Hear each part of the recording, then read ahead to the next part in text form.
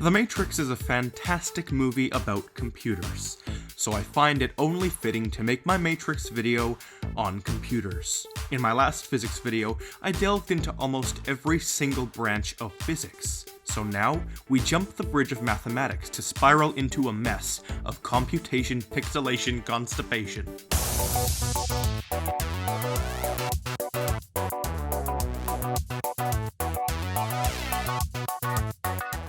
Hello, I'm the Chosen One, and I'm about to figure out how much space the Matrix would take up on a standard hard drive. My question is the following. Could you plop an entire fourth-dimensional hyperellipsoid surface area onto your Windows 95's hard drive? Ooh, let's do this thing. So, the Matrix is a massive computer program basically. This means that it takes up space on a hard drive. It uses up storage. So how can we calculate the storage that a real-life object takes up? Sounds like a really redundantly impossible question to answer, like comparing an emu feather to the seeds of a grapefruit. Side note, I've learnt not to question my randomness, follow in my footsteps. Anyways, the answer is looking into transcomputation. Here's an example. Imagine a massive computer that is the size of Earth.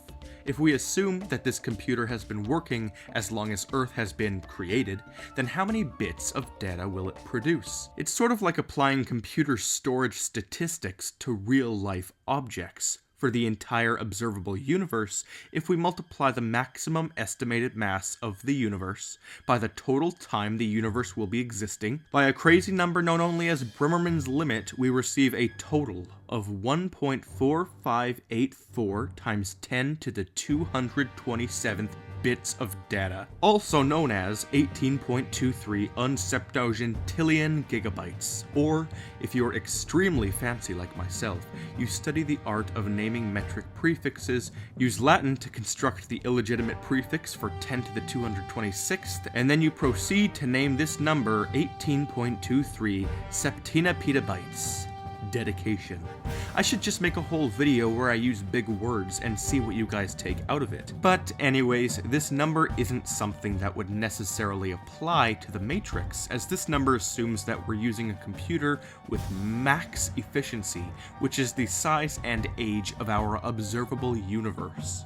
The Matrix doesn't show this at all, so we'll need to use a little method I constructed which can tell us not only how much space this sub-universe would take up on a hard drive, but how many pixels would construct the world. Yeah, you heard my words accurately. We are going to figure out how many pixels make up the universe. For example, if you divide the number of pixels in a character sprite by the number of colors in the X bit range, you get how many megabytes those pixels make up. 8-bit has 256 colors, as 2 to the power of 8 is 256. 16-bit has 65,536 colors, as 2 to the power of 16 is 65,536. It goes on. So, you divide the number of pixels by 2 to the power of the X in X-bit, and you get the megabytes. 8-bit has 1024 by 1024 pixels per megabyte, just for another example. Once you have the megabytes, you need to convert it to bits. Easy. Then, you must convert the bits into electrons. That is surprisingly easy. 1 bit is 1 digit of binary. In binary, on average, half of the bits will be a 1 and half will be a 0. Divide the bit count by 2, as the 1s are the things that are actually useful to us. Average computers have 40,000 electrons in a bit, ergo, we multiply the halved bits by 40,000, and we get the number of electrons. Finally, multiply the number of electrons by the mass of 1 electron, and you get the literal mass of the sprite. My session of Gasconade is a rather wasteful usage of temporal resources, so I suppose I should quit my babbling.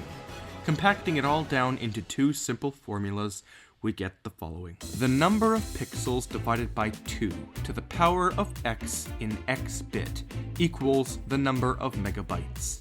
And your megabytes times 1.527 times 10 to the power of -19 equals the mass.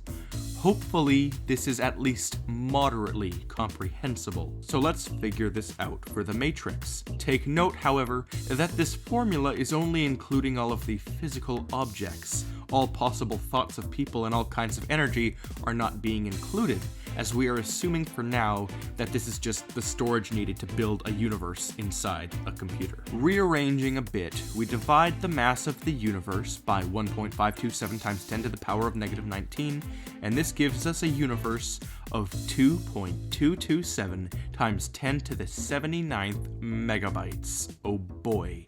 Even on the lowest end of the spectrum, the matrix would still take up an unfathomable amount of space. Hold the phone, I digress. Unfathomable? Not. I can label it again, or I suppose I can just show it to you in its entirety. Holy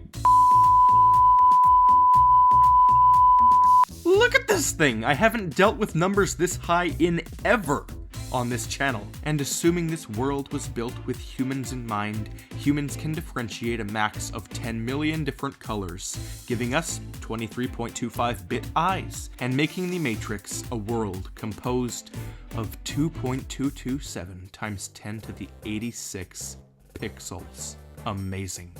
Right when you thought I couldn't cram any more math genres into this channel, boom, binary bitch. So I just thought it was a cool idea to figure out something once thought impossible to figure out with a simple formula. I've got lots more longer, better, less math-oriented videos coming down the pipeline, so get yourselves ready. This year is going to be a blast. See you real soon, and until that time comes, I'm the Theorizer.